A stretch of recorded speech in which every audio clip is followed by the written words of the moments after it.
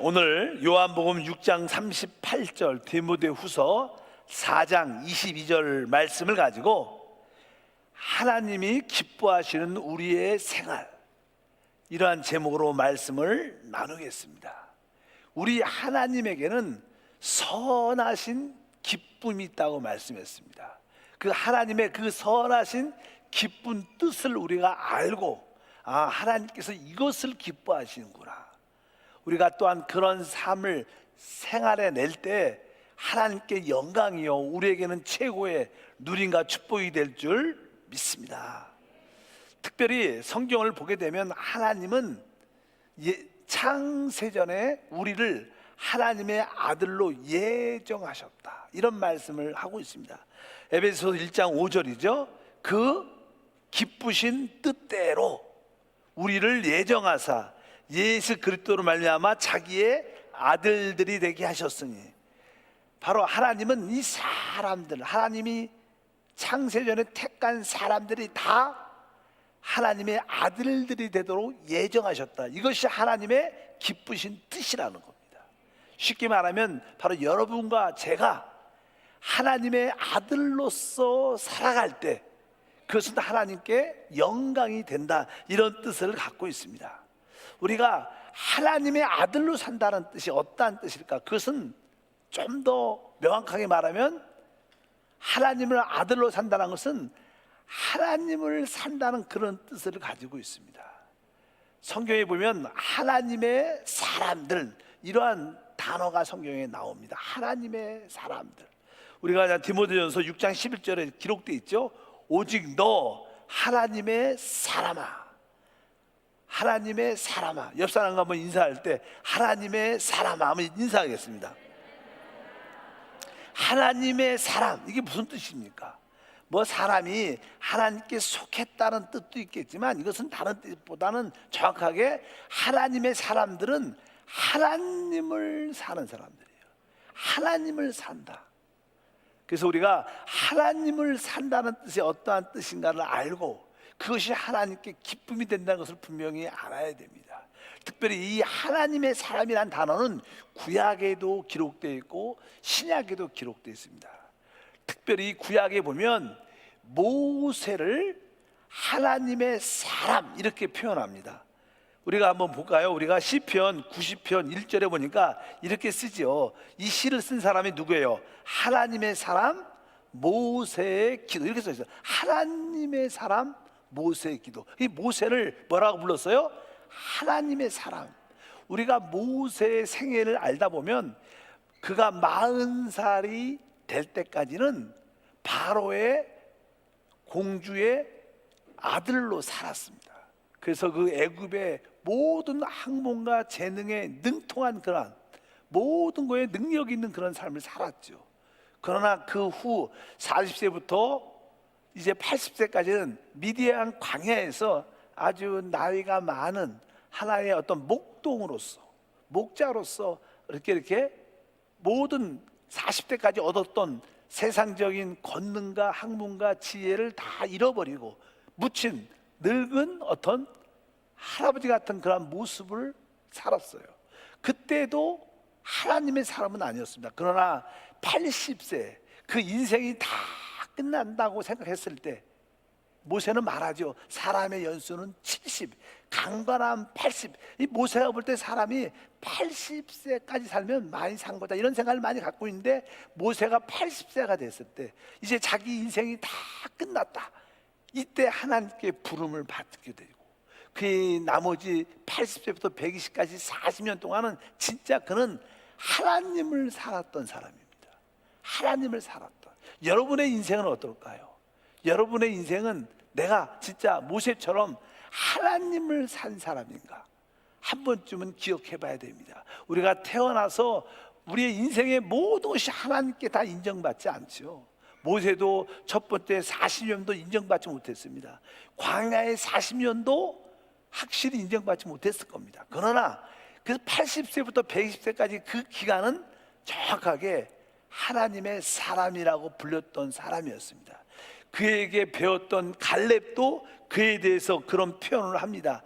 여호수아 14장 6절에 갈렙이 말합니다. 갈렙이 여호수아에게 말하되 야훼께서 가데스 바나에서 나와 당신에 대하여 하나님의 사람 모세에게 이르신 일을 당신이 아시는 바라. 여기가 하나님의 사람 모세에게 그들이 배웠죠. 하나님의 사람 모세에게. 그래서 하나님의 사람이라고 갈렙도 말을 합니다. 또 신명기 33장 성경을 보게 되면 이렇게 이스라엘을 축복했다는 말씀이 기록되어 있죠. 하나님의 사람 모세가 죽기 전에 이스라엘 자손을 위하여 축복함이 이러하니라. 바로 항상 모세 앞에는 하나님의 사람 이런 단어가 기록되어 있어요. 하나님의 사람은 하나님을 산 사람. 모세를 본 사람들은 다 하나님을 본 놀라운 역사가 은혜 가운데 함께할 줄 믿습니다. 성경에서 하나님이 진짜 기뻐하는 일이 무엇인가? 하나님 기뻐하는 일은 이 땅에 하나님의 사람이라고, 하나님을 사는 사람을 볼 때 하나님이 기뻐하죠. 보통 일반적인 사람들은 뭐 많은 사람들이 예수 믿고 구원받는 것이 하나님이 기뻐하신다, 일반적으로 그런 생각을 많이 하죠. 그 말은 틀리지 않습니다. 그러나 또 우리가 깊이 들어가 보면 하나님이 기뻐하신 사람은 이 땅에 그렇게 많지는 않아도 진짜 하나님을 사는 사람을 발견할 때 하나님은 진짜 기뻐하십니다. 여러분 모두가 하나님을 사는 사람이 되길 바랍니다. 여러분들이 어디 있든지 무엇을 하든지 하나님을 사는 하나님의 사람으로 불려지기를 바랍니다. 또 신약에도 그냥 그렇게 말을 하죠. 특별히 디모데 후서에 또 그런 하나님의 사람이란 단어가 나오는데 한번 읽어볼까요? 3장 17절에 이는 하나님의 사람으로 이렇게 나오죠. 이는 하나님의 사람으로 온전하며 모든 선한 일을 행할 능력을 갖추게 하려 합니다. 이 당시 사도 바울이 디모데에게 이 편지를 썼을 때 교회가 영적으로 이제 하락, 내리막길을 가고 있었어요. 요즘에 여러분 신앙은 좀 어떻습니까? 신앙이 이렇게 좀 올라가는 가운데 있는지, 아니면 이렇게 정체되어 있는지, 아니면 내려가고 있는지, 여러분 신앙 상태는 어떻습니까? 이 당시 이 초대교회 후반에 교회들이 이 하락의 길, 내려간 가운데 있었을 때 다시 한번 그들에게 새 힘을 주기 위해서 디모데에게 말하죠. 하나님의 사람이, 바로 말씀을 여기에 기록이 되어 있습니다. 하나님의 사람으로 우리 모두가 이 마지막 때 이 시대도 보면 교회가 솔직히 어떤 영적으로 하락의 길을 가고 있는 시대입니다. 지금 코로나19가요 성도들, 모든 교회 성도들이 50% 이상도 출석하지 않습니다. 실제로 어떻게 보면 안타깝죠. 어떻게 보면 마지막 때라는 느낌을 갖죠. 그러나 이 마지막 시대는 진짜는 진짜답게 하나님을 잘 믿어요. 그러나 애매한 사람들은 다 세상화돼가는 그러한 정확하게 거룩한 자와 세상에 속한 자들이 짝짝 구별되는 그런 시간 가운데 여러분들은 이기는 자가 돼서 이 자리에 있는 줄 믿습니다. 오늘 말씀에 보니까 이는 하나님의 사람으로 온전하게 하며, 어떻게 우리가 하나님의 사람으로 살 수 있는가? 우리 신약에서 이 말씀에서 보면 답이 나와요. 이 말씀 오늘 디모데후서 3장 17절입니다. 그러면 16절에 그 말씀에 보면 그 답을 유추해낼 수 있는데 16절을 보면 이렇게 기록되어 있습니다. 모든 성경은 하나님의 감동으로 된 것으로 교훈과 책망과 바르게 함과 의로 교육하기에 유익하다. 여기 보면 모든 성경은 하나님의 감동으로 됐다. 그래서 전에 말씀드린 이 감동이란 원래 단어가 뭐예요? 호흡, 하나님의 호흡으로 됐다. 왜? 하나님이 숨을 내쉴 때 말을 하잖아요. 그 말씀이 기록되고, 모든 성경은 하나님의 감동, 즉 하나님의 호흡이라는 거예요. 여러분, 하나님 말씀이 하나님의 호흡인 줄 믿습니다. 그것은 영이라는 뜻이고, 여러분들이 이 하나님의 말씀을 호흡하면 된다는 거예요. 여러분들이 오늘도 아까 그 찬양하죠. 이 성령을 내가 호흡하고 마시고 잠긴다. 내가 하나님 말씀을 먹고 마시고 또 호흡하고 말씀 안에 잠긴다. 여러분들이 계속 영이신 그리스도와 말씀이신 그리스도를 계속 먹고 마시고 호흡하고 잠겨지면 여러분들은 어떤 사람이 돼요? 하나님의 사람이 돼요. 여러분 자녀가 어릴지라도, 여러분들이 중학생일지라도, 여러분 가운데 뭐 고등학생도 있잖아요. 고등학생일지라도 여러분들이 지속적으로 하나님 말씀을 호흡하고 마시고 우리 안으로 계속 받아들이면 여러분은 점점점 어떻게 돼요? 하나님의 사람이 되는 줄 믿습니다. 그래서 실제로 여러분들이 이 하나님 말씀은 하나님의 감동, 하나님의 호흡으로 말씀됐기 때문에 하나님 말씀을 아침에 적어도 10분 정도는 이렇게 먹고 마시고 호흡하는 게 중요해요. 그래서 우리 교회에서 제가 늘 반복해서 말하자, 우리는 오늘의 묵상의 말씀을 줘요. 그래서 여러분들이 오늘의 그 묵상의 말씀을 적어도 아침에 10분 동안 먹고 마시고 호흡해야 돼요. 그 여러분들이 먹고 마시고 호흡하면 결국 여러분도 댓글을 쓸 수 있을 거예요. 뭐냐는 잘 쓰지만 어떤 사람은 좀 부끄러워서 안 쓰고 그냥 뭐 그렇게 꼭 티를 내. 하나님한테 나의 믿음을 고백한 거니까. 그래서 여러분들이 하나님 말씀을, 오늘의 묵상의 말씀을 한 10분 정도는 여러분들이 그 말씀을 잘 영적인 양식으로 먹고 마시고 호흡하는 시간이 있어야 돼요. 오늘 말씀 생각이 나요? 오늘 말씀은 우리 한번 제가 계시록 20장 6절이에요. 한번 보니까 뭐라 써있어요? 이 첫째 부활에 참여하는 자들은, 그러니까 여러분들이 이 말씀을 읽을 때 책처럼 읽으면 안 돼요. 그냥 우리가, 여러분들이 항상 우리가 하나님의 말씀을 이렇게 먹으려면 음식도 입에다 딱 넣었잖아요. 그럼 어떻게 해야 돼요? 적어도 입에서 20번 이상 씹으라 그래요. 계속 씹으면 거기서 아주 침도 나고 소화력이 잘 돼갖고 위에 들어가면 아주 소화도 잘 되고 우리 영양으로 공급도 잘 돼요. 일단 여러분들이 하나님 말씀을 이게 받아들일 뿐만 아니라 그것을 영적으로 씹어야 돼요. 씹는다는 뜻은 여러분들이 아멘을 한다는 뜻도 포함되어 있어요. 그래서 이 말씀을 읽을 때 이렇게 읽어야 돼. 이 첫째 부활의 아멘, 이 첫째 부활의 아멘, 이 첫째 부활의 아멘. 적어도 3번이나 5번 해야 돼.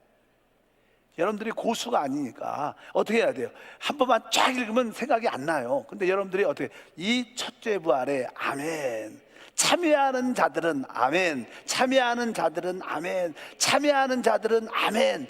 복이 있고 거룩하도다, 복이 있고 거룩하도다, 복이 있고 거룩하도다, 아멘. 복이 있고 거룩하도다, 아멘. 둘째 사망이 아멘, 둘째 사망이 아멘, 둘째 사망이 아멘. 그들을 다스릴 권세가 없고, 그들을 다스릴 권세가 없고, 아멘. 그들을 다스릴 권세가 없고. 이렇게 여러분들이 3번 4번 계속 반복하면서 아멘, 아멘, 아멘. 그러면 여러분들이 그 말씀을 영적으로 씹는 거예요. 계속 씹으면 그것이 영적인 윤활유가 이렇게 침이 나와서 성령과 함께 우리 안에 소화가 잘 됩니다. 그러면 여러분들이 이 첫째 부활에 아멘, 아멘, 아멘, 참여한 자들은 복이 있고 거룩하다, 이런 말씀이 진짜 마음에 새겨지기 때문에 그것이 하루 종일 기억나요. 여러분들 이렇게 안 읽은 사람은요, 오늘 말씀이 뭐죠? 그러면 기억이 안 나. 근데 이렇게 아침에 똑같은 말씀일지라도 이 첫째 부활에 아멘, 이 첫째 부활에 아멘, 이 첫째 부활에 아멘, 참여한 자는 복이 있고 아멘, 이런 말씀을 계속 이렇게 여러분들이 하나님 말씀을 영적으로 다루고 먹어야 돼요. 이렇게 아침에 10분 정도만 이렇게 읽으면 여러분 안이 뜨거워집니다. 마음에 감동이 생기고요, 진짜 이 말씀이 막 글씨가 커지게 보입니다. 여기 보니까 둘째 사망이 아멘, 둘째 사망이 아멘. 그들을 다스릴 권세가 없고 아멘. 그들을 다스릴 권세가 없고, 그들을 다스릴 권세가 없고 아멘. 도리어 그들이 하나님과 그리스도의 제사장이 되어, 도리어 그들이 하나님과 그리스도의 제사장이 되어 1000년 동안 아멘, 1000년 동안 아멘, 1000년 동안 아멘. 그리스도와 더불어 아멘, 그리스도와 더불어 아멘, 그리스도와 더불어 아멘. 왕노릇 하리라 아멘, 왕노릇 하리라, 왕노릇 하리라. 이렇게 여러분 했으면 지금 3분밖에 안 지나. 이렇게 아침에 10분 동안 영적으로 이렇게 요리를 해서 여러분들이 다 10분만 아침에 먹으면요, 그냥 그 마음에 뜨거움과 감동이 있어서 하루가 기뻐집니다. 종종 또 이제 인생을 살다가 또 직장에서 또 대화하다가 또 일하다가 스트레스 받잖아요. 그때 열이 팍 날 때마다 뭐라 그래요? 이 첫째 부활에 아멘, 이 첫째 부활에 참여한 자는 아멘, 복이 있나니 아멘. 이거 자꾸만 그 중에 기억나는 단어 한두 개를 갖고 선포하면 그냥 원수마귀 스트레스가 쫙 사라져. 마음에 다시 생수 없는 기쁨이 생겨서, 그래 오늘도 좋은 날입니다, 할렐루야. 그러면 옆에 있는 동료가 쟤는 뭐가 그렇게 좋을까? 이렇게 할 때 예수가 좋아서 그래, 그 얘기를 하시면 그게 전도가 될 줄 믿습니다. 어차피 여러분들이 아침에 이렇게 성경은 하나님의 감동, 하나님의 호흡으로 된 말씀일 때 이렇게 하나님의 말씀을 먹으면 여러분들은 하나님의 사람을 되는, 하나님의 사람, 즉 하나님을 사는 사람이 될 줄 믿습니다. 이 땅에서 진짜 하나님을 산 사람이 있어요. 그분이 바로 나사렛 예수죠. 바로 나사렛 예수, 우리 그리스도가 바로 하나님을 사는 사람의 우리의 본이 되는 줄 믿습니다. 사실 그분은 이 땅에 진짜 태어나셨죠. 그리고 그에게는 육신의 어머니 마리아도 계셨고, 그는 또 목수, 아버지가 목수였기 때문에 목수의 아들로서 30년 동안 조용히 사셨어요. 그분이 하나님이신데 어떤 큰 일을 하고 그렇지 않았어요. 그리고 나는 30세가 돼서 3년 반 동안 공생을 시작하시죠. 그분의 공생에도요 특별하지 않았어요. 사실 어떻게 보면 그 제자들과 3년 반 동안 늘 함께 생활하고 함께 살았던 대부분 그런 일들입니다. 그분은 어떤 일을 크게 뭘 하지 않았습니다. 사실 우리 예수님의 생애는 한마디로 어떤 일을 성취하고 이루고 이런 데 관심이 있지 않았어요. 그분은 사실 이 땅에서 하나님을 그냥 살았어요. 성경은 그분의 모습에 대해서 이렇게 기록합니다. 요한복음 6장 57절에 살아계신 아버지께서 나를 보내심에 내가 아버지로 말미암아 사는 것 같이, 우리 주님께서는 이 땅에서 아버지로 말미암아 살았다고 말합니다. 그분의 관심은 자기를 사는 게 아닙니다. 우리는 다 자기를 살죠. 나를 나타내고 내 뜻을 이루고 나의 목적을 가지고 나를 살지만, 주님은 뭐예요? 바로 오늘 말씀에 내가 아버지로 말미암아 사는 것 같이, 그분은 이 땅에 오셔서 그냥 아버지를 살았다고 말씀을 합니다. 또 그분은 이제는 요한복음 5장 19절과 10장 3절에 보면 이렇게 써 있죠. 그러므로 예수께서 그들에게 이르시되 내가 진실로 진실로 너에게 이르노니 아들이 아버지께서 하시는 일을 보지 않고는 아무것도 스스로 할 수 없나니. 우리 예수님은 스스로 무엇을 한 적이 없다는 거예요. 그 아들로서 아버지가 행하신 것을 그대로 보고 그것을 했다는 거예요. 그 말씀이 그겁니다. 아들이 아버지께서 하시는 일을 보지 않고는 아무것도 스스로 할 수 없나니. 주님은 이 땅에 오셔서 자기 스스로 아무것도 안 했어요. 뒤에 보니까 아버지께서 행하시는 그것을 아들도 그와 같이 행하느니라. 나와 아버지는 하나이다. 이렇게 말씀하시면서 바로 우리 예수님은 바로 아버지를 이 땅에서 사신 놀라운 삶인 줄 믿습니다. 그래서 우리 하나님 아버지께서 왜 예수님을 기뻐하셨을까? 왜 내 사랑하는 아들을 내가 기뻐하는 자를 뭐냐면, 그것은 다른 것이 아닙니다. 그 예수님은 누굴 살았어요? 아버지를 살았어요. 자기를 안 살고. 그래서 우리 하나님이 아들을 기뻐하신 줄 믿습니다. 보통 사람들은 하나님을 위해서 열심히 일을 많이 하면 하나님이 기뻐할 거라는 그런 착각을 갖고 있어요. 내가 하나님을 위해서 열심히 일하면 하나님이 기뻐하실 것이다. 그건 보통 그냥 종교가 그러죠. 종교는 무엇을 자꾸만 행하라 그러죠. 열심히 해라, 열심히 해, 열심히 해. 근데 사실 성경을 보면 예수님은 그냥 아버지를 살았습니다. 그러니까 우리들도 조금은 이렇게 봉사의 그 기본적인 이해가, 생각이 바뀌어야 될 줄 믿습니다. 우리는 단순하게 그냥 아버지의 생명을 사는 사람이 돼야 돼요. 그러면 하나님이 그것을 진짜로 기뻐하시고 하나님께서 우리를 통해 감동받게 될 줄 믿습니다. 전에도 한번 그런 예화를 들은 적이 있어요. 어떤 가정을 이렇게 신방하든가 가정에 가보면 많은 가정들이 뭐 꼭 그렇지 않지만 어떤 아내들은 남편을 이렇게 기쁘게 해주려고 이것저것 많은 일들을 많이 합니다. 근데 남편 입장에서 보면 부인들이 일을 이렇게 남편을 위해서 기쁘게 하려고 뭘 많이 한다 그러면 꼭 그 일이 하는 일들이 남편을 진짜로 기뻐할까? 이런 거하고 많이 달렸어요. 남편 입장에서 보면 아내가 나를 기쁘게 하려고 뭘 많이 하는데 남편 입장에서는 그게 진짜 남편한테 기쁠까? 이런 생각을 한번 질문 좀 해봐야 돼요. 일방적으로 그냥 많은 사람들이 거기에 오해가 있죠. 오해가 있어. 그래서 많은 문제가 많이 생겨요. 근데 사실 진짜 좋은 아내는요, 남편하고 그냥 뭐 밖에서 혼자 막 일을 많이 하는 것도 중요하지만 남편 옆에 좀 앉아서 남편 이야기를 잘 들어주는 거예요. 남편 이야기를 많이 들어. 오늘 잘 갔다 왔어요. 그러면 남편이 어떤 이야기를 하면 아우 나도 그렇게 생각해요. 당신 말이 맞는 것 같아요. 그리고 남편의 생각을 자꾸만 동조해주고 남편의 말을 대신해주고 남편이 원하는 것을 이렇게 해주면 남편은 기뻐해. 믿으시면 아멘.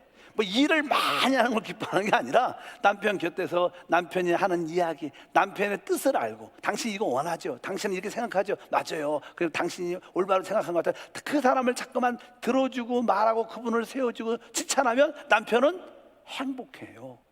일을 열심히 뭐 한다고 해서 남편이 행복해지는 게 아닙니다. 하나님도 마찬가지예요. 하나님도 내가 그냥 열심히 하나님에서 봉사하면 하나님이 행복할까? 아닙니다. 하나님이 기쁘신 것은요, 여러분들이 하나님 앞에 나와야 돼요. 하나님과 이야기를 많이 해야 되고 하나님을 늘 바라봐야 되고 하나님 때문에 행복해야 돼. 그럴 때 하나님도 우리 때문에 행복한 거예요. 뭐 그냥 하나님은 어디 계신지 잘 모르고 일을 열심히 많이 하는 게 꼭 하나님을 기쁘게 하는 것이 아니다. 하나님을 살아주는, 하나님의 생명을 사는 것이 진짜 하나님을 기쁘게 한다는 생각을 여러분들이 한 번쯤은 가져봐요.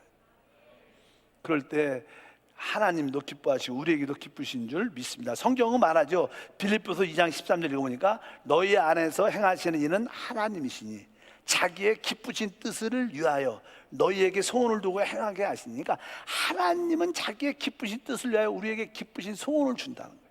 그러니까 여러분들이 하나님의 소원을 느껴야 돼요. 그 소원을 행할 때 하나님이 원하는 말을 우리가 해주고 하나님이 원하는 그 일을 할 때 하나님도 기뻐하는 거죠. 그런 거 잘 안 물어보고 그냥 내가 볼 때 하나님 이거 좋아하시는 스타일이야. 우리 하나님은 이거 좋아하실 거야. 그러면서 열심히 그렇게 한다면 전혀 우리가 다른 결과를 얻을 수 있다는 것도 분명히 아시길 바랍니다. 우리는 하나님을 위해서 일하는 것보다 하나님과 함께 하나님의 생명을 따라 사는 것이 훨씬 더 중요하다. 왜? 그것이 하나님을 기쁘게 하는 것인 줄 믿습니다. 그래서 하나님을 산다는 것은 그런 뜻이 있다. 모세는 하나님을 살았죠. 디모데도 사도 바울도 하나님을 살았습니다. 그들은 바로 하나님의 뜻을 말해내고 하나님의 말씀을 듣고 하나님을 바라보고 하나님으로 기뻐했어요. 그것을 기뻐해야 돼요. 아내도 남편의 말을 듣고 남편의 뜻을 이해하고 남편의 뜻에 동감하고 남편 서로 행복하면 남편은 행복한 거예요. 이게 아내가 남편을 행복하게 하는 길인 줄 믿습니다. 그러니까 뭐 남편 아내를 내가 말하는 게 아니라 하나님과 주님과 우리의 관계가 이렇다는 것을 여러분들이 꼭 아셔야 돼요. 그럼 두 번째로 오늘 그러면 하나님이 진짜 기뻐하는 게 무엇인가?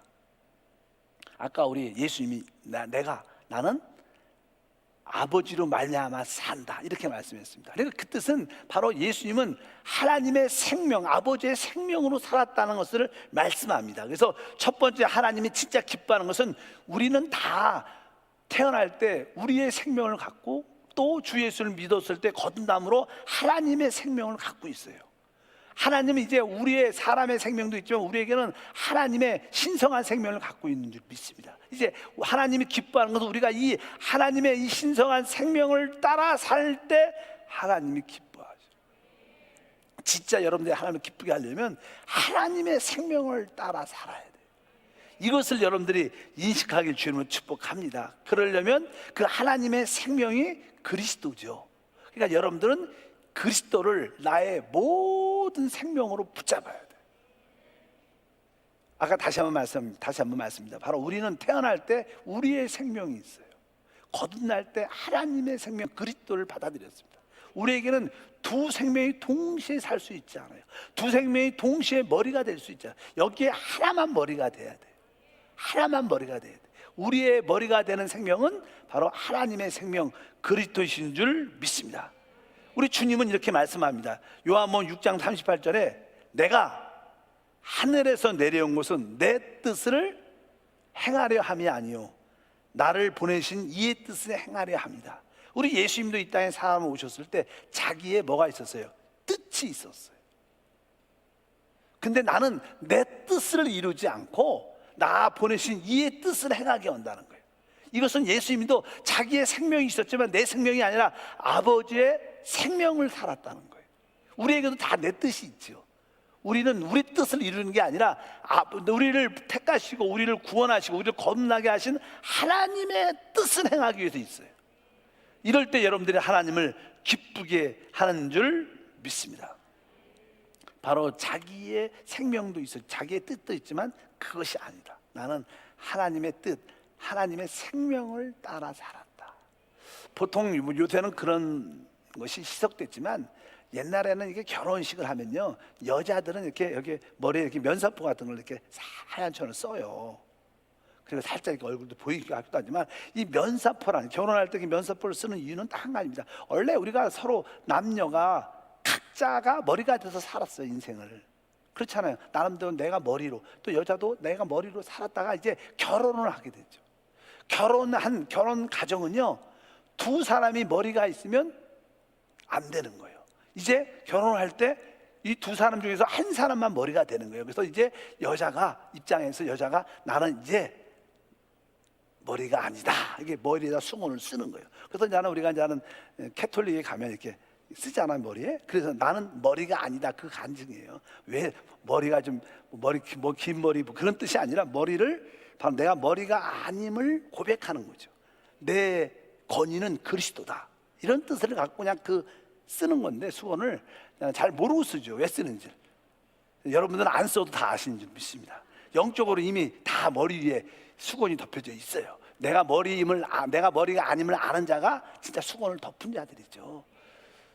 일단은 결혼할 때 면사포를 쓰는 이유는 아내가 뭐라 그러는 거예요? 나는 이제 머리가 아닙니다. 나의 머리는 나의 신랑, 나의 남편, 당신이 나의 머리입니다. 근데 여자가 결혼하고 나서 나는 계속 면사포를 벗으려고 그래. 내가 머리야. 그러면 남편은 내가 머리인데, 그러니까 어떻게 서로 이렇게 충돌이 나니까 뭐예요? 계속 여자가 자기의 머리 위치를 사수하고 머리임을 주장을 하면 결국 별거하든지 이혼하든지 이렇게 답이 없어요. 왜 이렇게 충돌이 나면 살 수가 없는 게 문제입니다. 이것은 하나의 그림자지, 그림자. 지금 결혼하는 사람은 그런 이야기가 아니라 그림자입니다. 다 인생의 그림자니까. 진짜 그리스도와 우리의 관계가 그렇다는 거예요. 그리스도가 우리의 머리입니다. 우리는 절대로 우리가 머리 위치를 취해서는 안 됩니다. 우리에게는 다 뭐가 있어요? 내 뜻이 있어요. 우리는 내 뜻을 접어야 돼요.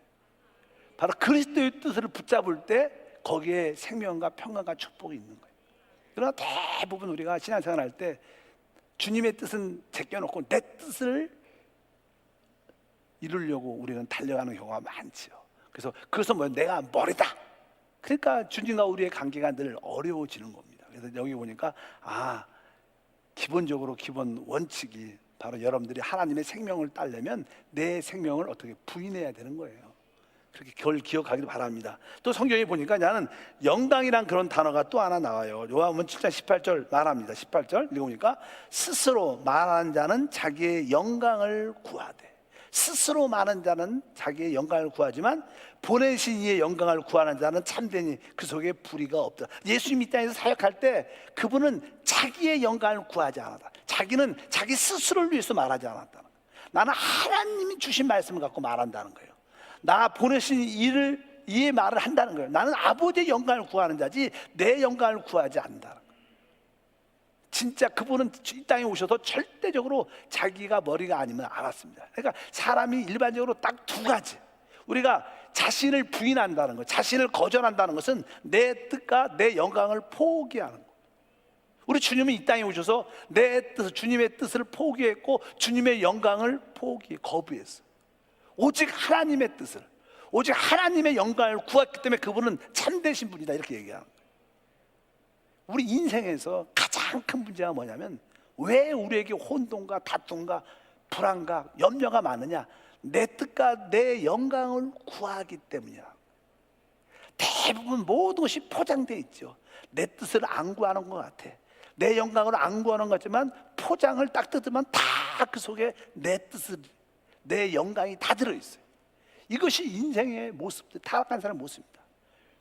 우리는 조그만 일을 하나 맡기면 거기서 내 뜻을 관철하려고, 거기서 내 영광을, 좀 내 이름을 드러내려고, 그래서 갈등이 많은 거예요. 그래서 뭘 하나 딱 이렇게 부서를 하나 뭐 책임을 딱 잡으면 꽉 잡아갖고 뭘 한번 내가 해봐야지. 이게 뭐예요? 내 뜻을 이루는 거예요.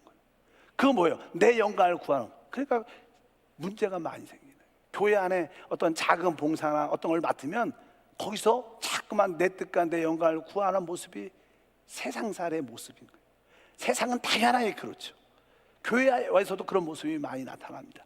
어쩐지 그것은 바로 우리 자신을 부인하는 게 아닙니다. 진짜 우리 자신을 거부하고 내가 머리가 아님을 고백하는 것은 내 뜻과 내 영광을 버릴 수 있는 자들, 그런 자들은 하나님의 사람입니다.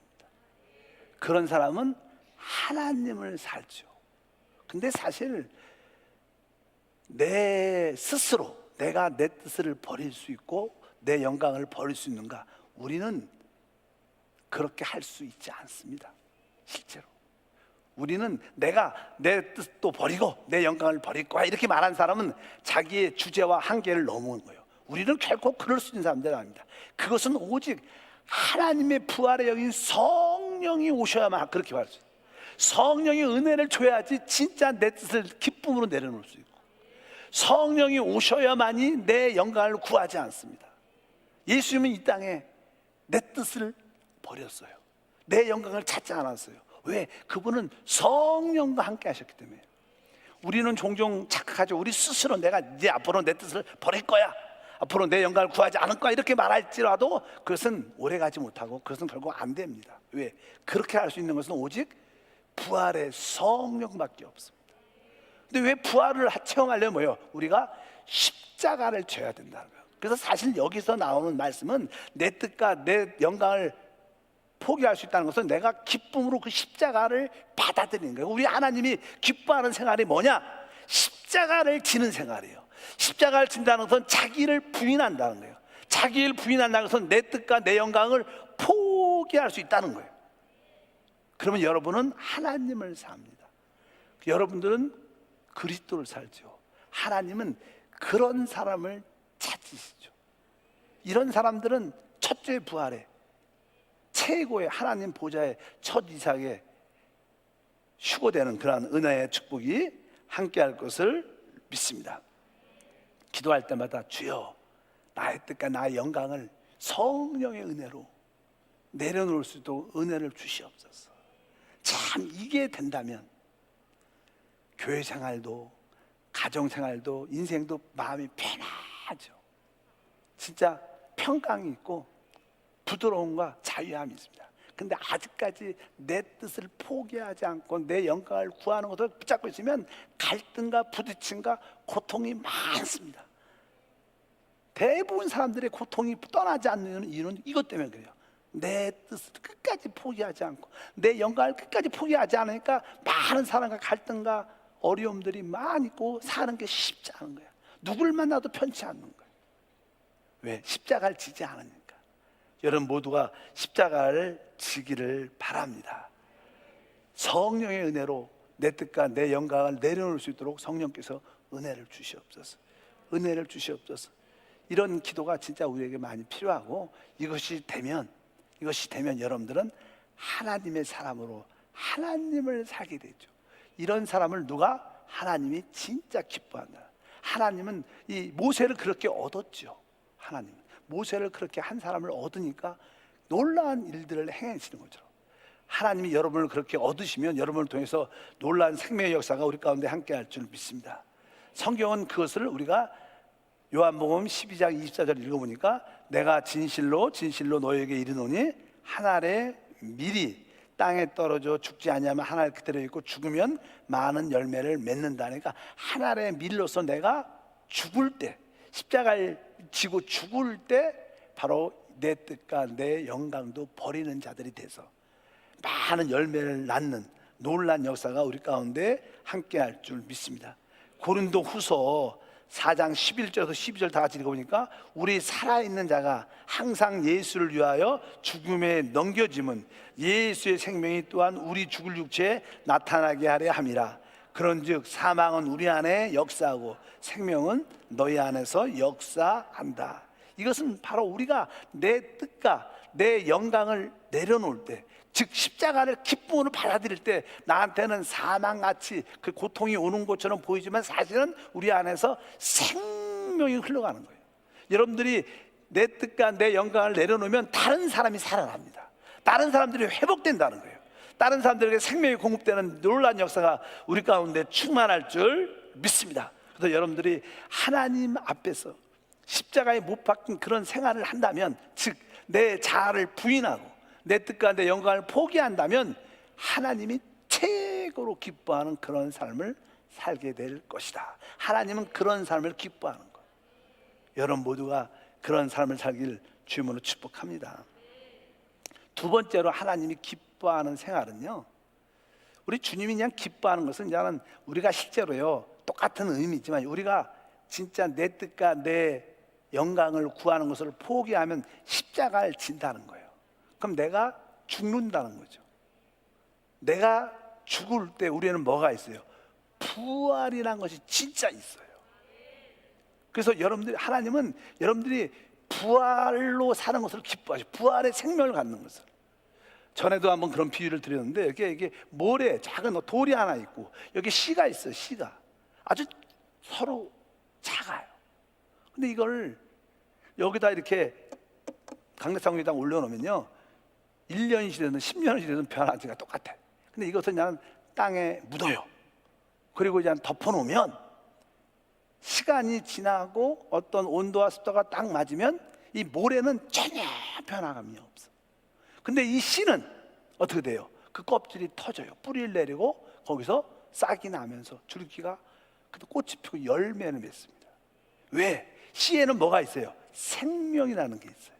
근데 이 돌에는, 모래는 생명이, 이것은 뭐 1000년이 있어도 변화가 없어. 근데 씨에는 생명이 있습니다. 여러분, 우리가 영접한 예수의 생명이 우리 안에 들어온 거예요. 여러분들이 이렇게 내 뜻을 포기하고 내 영광을 포기하면 내가 씨앗이 터지는 거예요. 죽는 거예요.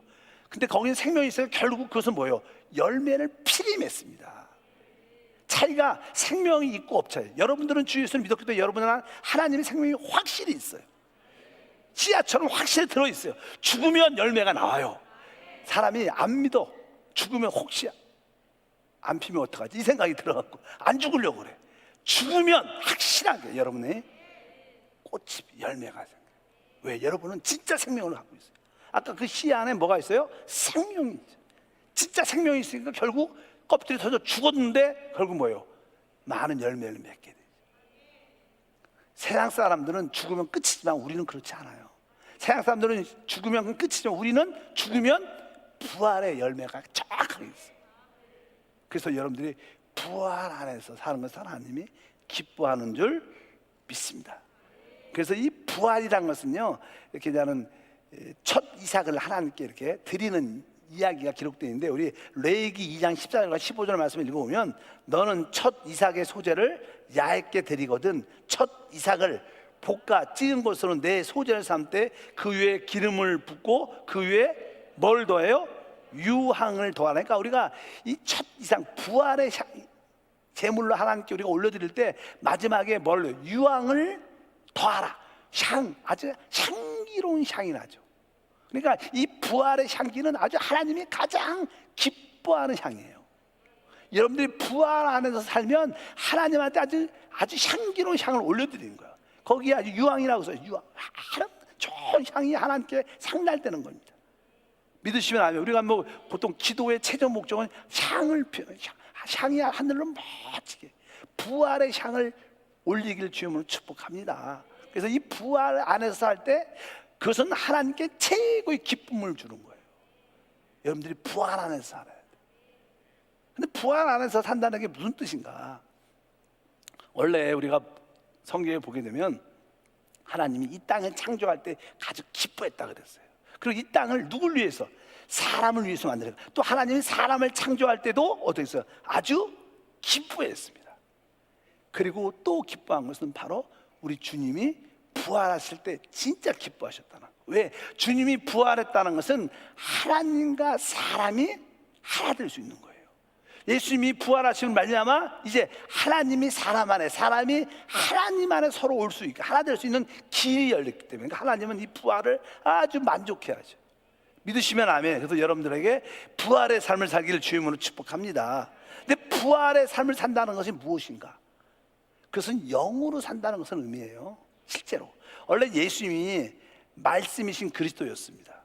근데 그분이 육신을 입고, 사람의 육신을 입고 이 땅에 오셨어요. 이제 그분이 육신을 입고 이 땅에 사셨을 때 그분은 그 육신으로 끝나는 게 아닙니다. 그분은 결국 이 육신에서 뭐로 변해야 돼요? 나중에 삼일째 하나님의 완성이신 성령으로 변화돼야 되는 거예요. 성령으로 변화돼. 그러니까 육신에서 성령으로 변화될 때 그것이 부활의 삶이 되는 거예요. 우리는 많은 경우에 육신을 따라 살지만 이제 여러분들이 영을 따라 살 수 있어야 돼요. 그래야 여러분이 부활 안에 사는 것이고 성령 안에 사는 줄 믿습니다. 그래서 요한복음 같은 경우에 보면 이제 그 육신에서 영으로 변화되는 이야기가 계속 반복됩니다. 우리가 요한복음 예를 들어서 그냥 3장에 보게 되면 예수님이 니고데모에게 말하죠. 니고데모에게 이렇게 말을 했어요. 3장 5절과 6절, 예수께서 대답하여 진실로 진실로 내게 이르노니 사람이 물과 성령으로 나지 아니하면 하나님 나라에 들어갈 수 없다. 그러면서 뭐라고 했어요? 육으로 난 것은 육이고 영으로 난 것은 영이다. 여기서 이제 거듭남에 대한 물과 성령으로 나야 된다는 말씀을 하면서 결국 뭐예요? 육으로 난 건 육이고 영으로 난 건 영이다. 그러니까 결국 뭐예요? 우리의 육신이, 육체가 결국 뭐로 변화돼? 영으로 가야 된다는 거예요. 영 안에서 변화될 때 그게 부활의 역사를 나타날 수 있다. 그것이 암시한 거죠. 암시. 부활을 암시하는, 부활의 암시가 뭐냐? 영이라는 거예요. 예수님이 부활의 영, 성령이신 줄 믿습니다. 그뿐만 아니라 요한복음 6장 51절에 예수님이 또 이제 나는 생명의 떡이라고 말하죠. 다 같이 읽어볼까요? 나는 하늘에서 내려온 살아있는 떡이니 사람이 이 떡을 먹으면 영생하리라. 내가 줄 떡은 곧 세상의 생명을 위한 내 살이니라 하시니라. 살리는 것은 영이니 육은 무익하니라. 내가 너에게 이른 말은 영이요 생명이다. 예수님께서 이제 내가 살아있는 떡이다 그러면서 이 떡을 먹으면 영생할 것이다. 내가 줄 떡은 세상의 생명을 위한 내 살이다. 뭐 예수님의 육신의 살을 말했어요. 그러니까 유대인들이 우리가 식인종이냐 당신의 살을 먹게 막 이런 얘기를 많이 하는데 뒤에 보니까 주님이 우리에게 주시는 그 양식의 살이 뭐라는 거예요. 오늘 뒤에 보니까 뭐라고 써 있어요? 바로 살리는 것은 영이다. 내가 너에게 이른 말이 영과 생명이다. 그러니까 여기서도 뭐예요? 진짜 하나님 우리에게 주신 참된 양식은 영이라는 거예요. 성령이라는 거예요. 하나님 말씀이 영인 줄 믿습니다. 그러니까 여기서 계속 육체에서 영으로 돌이키죠. 왜? 부활의 삶은 육신에 있는 게 아니라 영 안에 있는 거예요. 그래서 영 안에 대한 말씀을 우리는 많이 듣죠. 그래서 여러분들이 성령 충만한 줄 믿습니다. 요한복음 14장도 마찬가지입니다. 14장 16절부터 읽어보니까 내가 아버지께 구하겠으니 또 그가 또 다른 보혜사를 너에게 주사 영원토록 너희와 함께 있게 하리니 그는 진리의 영이다. 우리 주님이 이제 내가 곧 떠날 거라는 거예요. 그러나 내가 떠나면 너에게 유익이 되고 내가 가면 너에게 보혜사를 보내주는데 그가 진리의 영이다. 영이란 단어예요. 그분이 육신적으로 떠나지만 그는 영으로 돌아온다는 거예요. 그래서 내가 너희 안에 바로 너희가 내 안에 있는 것을 알게 될 것이다. 계속 영으로 돌이키는 일을 쭉 하십니다. 그리고 결국 요한복음 20장에 보면 주님이 부활하신 날 제자들에게 나타나셔서 평강이 있을 쩌다 그리고 뭐예요? 그리고 와서 숨을 내쉬면서 뭘 받으래요? 성령을 받으라. 바로 영으로 말씀하시는 그분이 부활하시는 뭐예요? 성령을 받으라는 거예요. 그래서 이 부활의 안에서 산다는 뜻이 무엇이냐? 그것은 영을 따라 사는 거예요. 영 안에서 사는 거예요. 그래서 여러분들이 뭐 영이란 단어를 쉽게 말할 수 있냐는 쉽게 말해도 내가 영을 따라 사는 게 부활의 삶을 사는 것이고, 이 부활의 삶이 하나님을 기쁘게 하는구나. 이것만큼 하나님께 향기로운 향이 될 수 있는 게 없는 거예요. 아, 내가 부활의 삶은 바로 거듭난 영 안에 있는 그 성령을 따라 사는 것이구나. 결국 바로 오늘날 성령은 어디에 계시냐? 바로 우리의 거듭난 영 안에 계시는 줄 믿습니다. 디모데후서 4장 22절 읽어보니까 나는 주께서 내 심령에 계시기를 바라오니 은혜가 너희와 함께 있을지어다. 우리 주님이 지금 영이신데 그분이 어디 계셔요? 우리의 영 안에 계신다는 거예요. 그러니까 여기서 성령 내 심령이 함께 계시기를 바란다는 뜻은 원래 그분이 우리가 그분을 영접하면 그분이 우리 영 안에 오시지만 이미 영 안에 들어오셨어요. 근데 그것을 느끼고 느끼지 않는 사람이 있죠. 어떤 사람은 그걸 느끼는 사람이 있고요, 어떤 사람은 느끼지 못하는 사람이 있어요. 그러니까 신앙이 좋다는 것은 내 영 안에 계신 주님을 계속 느끼는 거예요. 체험을 하는 거예요. 그럴 때 하나님 나와 함께 하셔. 그분이 내 안에 계셔도 우리는 그분을 느낌이 없을 수가 있습니다. 여러분과 하나님과 합당한 관계가 안 되면 그분이 없는 것처럼 없는 것처럼 느낄 때가 있어요. 그러나 여러분이 성령이 충만하면 계속 그분이 내와 함께 하고 있다는 것을 느낄 수 있다는 거예요. 오늘은 그겁니다. 우리 안에 계시지만 여러분들이 그분이 계속 계시도록 함께 하도록 여러분들에게 은혜가 있기를 주님은 축복합니다. 그리고 나서 로마서 8장 16절은 성령의 친히 우리 영과 더불어 우리가 하나님의 자녀임을 증거하냐. 그러니까 성령과 우리 영이 함께 있는 거죠. 그러니까 바로 이 연합된 영, 한영된 그 영을 따라 사는 게 부활을 안에 사는 거예요. 하나님은 우리가 부활의 삶을 살 때 가장 행복하는데, 기뻐하시는데, 그 부활의 생활이 무엇이냐? 영 안에 사는 겁니다. 내가 영 안에 있을 때 하나님의 축복을 누립니다. 여러분들이 영 안에 있는 사실이 진짜 중요한 거고, 또 가장 깊은 곳에 우리 안에 있으니까 여러분들이 항상 생각과 온 마음을 영으로 돌이켜야 돼요. 그러면 처음 나온 사람들, 교회를 처음 나온 사람들은 영에 대한 말씀을 하면 목사님 영이 어디 있어요? 이렇게 질문을 많이 해봤을 거예요. 그리고 여러분들도 목사님이 맨날 영영 하는데 영이 어디 있어? 진짜 느낌이 없는데 이렇게 말할 수도 있어요. 여러분들 영을 다 누리길 축복합니다. 여러분 쉽게 이렇게 얘기해요. 오늘 금요 차양 예배예요. 근데 이제는 여러분들이 직장에 있든 가정에 있었던 이제는 여기로 와야 되는데 오늘은 진짜 우리 몸은 피곤해. 오늘 가지 말자. 오늘 피곤하다. 날씨도 그렇고 좀 피곤하다. 그래서 우리의 생각과 이 몸은 그래 가지 말자. 근데 감정도 그래 오늘은 쉬어도 돼. 오늘은 쉬어도 돼. 그러면서 이렇게 동조하고 의지도 간단하게 그래 가지 말자. 근데 마음도 같이 그래 오늘 가지 말자. 이렇게 결론을 딱 냈어. 집에서 아니면 차 안에서 직장에서 결론을 딱 내고 가지 말자 답을 딱 냈어. 그러니까 여러분들의 생각도 그렇고 감정도 그렇고 의지도 내 마음도 다 결정을 했어. 그래 가지 마. 그런데도 그냥 그걸 다 뺐어. 근데도 내 안에 뭔가 남았어. 그래서 뭔가 밑에서 뭐라 그래요? 그래도 가야 돼. 그래도 가야 돼. 이런 말이에요. 너 생각을 버리고 그래도 가야 돼. 피곤해도 가야지. 그게 뭐예요? 그건 생각도 아니고 감정도 아니고 의지도 아니야. 그건 뭐예요? 영이에요. 영. 영이 어디 있어? 그게 영이에요. 영. 영은 다 우리 안에 있어요. 내 생각과 감정과 의지가 다 조합이 돼갖고 가지 말자 그래도 깊은 곳에 뭔가 그걸 뺐는데도 안에 뭔가 그래도 가야 된다. 바로 그게 영인 걸 기억하셔야 돼요. 우리 그 영을 따라 살기를 축복합니다. 그것이 부활의 삶을 사는 것이다. 또 그냥 교회 안에서 보면요, 요즘은 그런 게 없을 거예요. 아마 어떤 분하고 이렇게 부딪혔어. 그래서 난 그 집사님 보면 진짜 밥맛이 없어. 진짜 난 진짜 그분 진짜 오늘 가서 안 봤으면 좋겠어.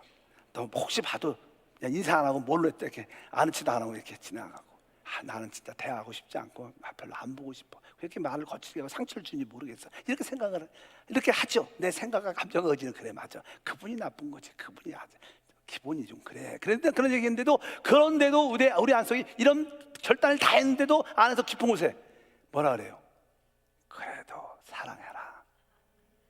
그래도 그에게 인사하라. 이런 마음이 안에도 있어요. 그게 뭐예요? 영이야. 영은 우리 안에 있어요. 그러니까 여러분들이 영 안에 사는 것이 부활 안에 사는 거예요. 그러니까 하나님이 기뻐하는 건 뭐예요? 우리가 그 영접한 하나님의 그 생명을 따라 사는 거예요. 근데 그 생명을 따라 살면 내 생명은 부인해야 되죠. 내 자아를 부인하는 거예요. 그러니까 내 뜻과 내 영광을 구하지 않는 게 주님의 생명을 따라 사는 거예요. 여러분들이 진짜 그것은 십자가를 지는 거죠. 하나님, 내가 내 뜻과 내 영광에 대해서 내가 기쁨의 십자가를 받게 하옵소서. 주님이 그렇게 행하신 것처럼 나도 기쁨으로 십자가를 지게 하소서. 그것이 나를 부인하는 것이고 내 뜻과 내 영광을 버리는 겁니다. 이것은 하나님이 진짜 기뻐하셔요. 왜? 그런 자를 통해서 생명의 역사가 나타나니까. 그리고 여러분들이 그 결과 부활 안에 사는, 영을 따라서 영 안에 사는 것이 부활 안에 사는 것이다.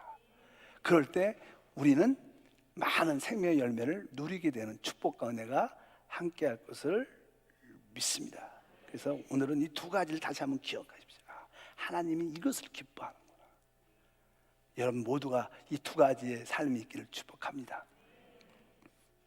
나의 뜻, 나의 영광을 구하지 않는 자가 십자가를 진 사람입니다. 이런 사람들이 자기를 진짜 부인한 사람입니다. 이런 사람들은 아버지가 삽니다. 하나님이 삽니다. 그러니까 하나님은 그분을 기뻐하고 진짜 만족하고, 또 부활 안에 영 안에 사는 사람들은 바로 하나님의 그 능력이 흘러나오기 시작합니다.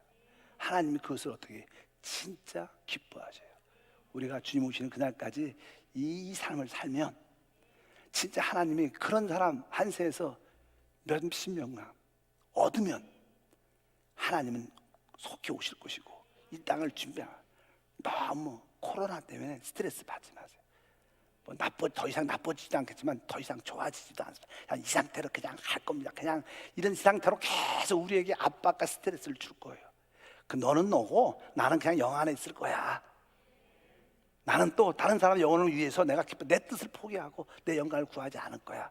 그러니까 여러분들이 하나님 일에, 주님은 이 땅에 살면서요 무엇을 성취하려고 일하지 않았어요. 그냥 하나님을 살았어요. 그래서 하나님은 그분을 진짜 기뻐하셨어요. 우리도 그냥 단순하게 하나님 생명을 따라 살고, 우리는 단순하게 바로 부활의 영을 따라 살길 축복합니다. 하나님 아버지 감사합니다. 하나님이 기쁘신 뜻이 있습니다. 하나님의 그 기쁘신 뜻을 우리가 알게 하시고, 하나님은 우리 모두가 하나님의 아들로 예정하셨고 이제 하나님의 아들로 살기를 원하십니다. 하나님의 아들로 사는 것은 바로 내 뜻과 내 영광을 부인하고 하나님의 생명을 따라 살며 또 부활의 영을, 성령을 따라 사는 줄 믿습니다. 이러한 생활이 우리 성도 가운데 꼭 은혜 가운데 이루어지게 하옵소서.